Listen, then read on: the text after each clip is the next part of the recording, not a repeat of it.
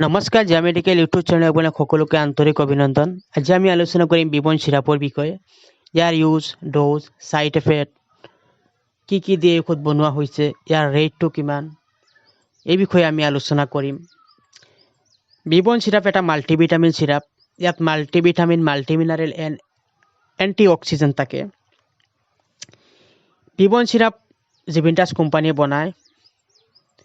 200 ml ৰ দাম হৈছে 174 টকা, অৰ্থাৎ 174। এই ঔষধ যিকোনো ফাৰ্মেচীত অতি সহজে পোৱা যায়। সকলো ডক্তৰে এই ঔষধ লিখা দেখা যায়। ই এক বহুত ভাল চিৰাপ। আমাৰ দৈনিক জীৱনত প্ৰয়োজনীয় যিমানখিনি ভিটামিনৰ দৰকাৰ বা কেলছিয়াম বা এণ্টিঅক্সিডেণ্টৰ প্ৰয়োজন, এইখিনি আমি সেউজীয়া শাক পাচলি, ফল মূলৰ পৰা আমাৰ শৰীৰে সংগ্ৰহ কৰে।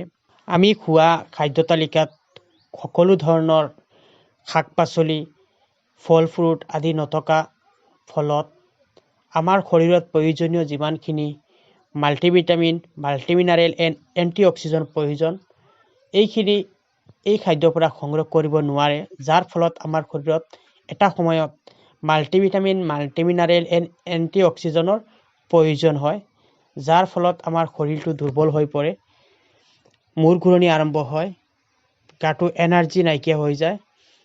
এই সময়ত আমাৰ ভিটামিনৰ প্ৰয়োজন হয়।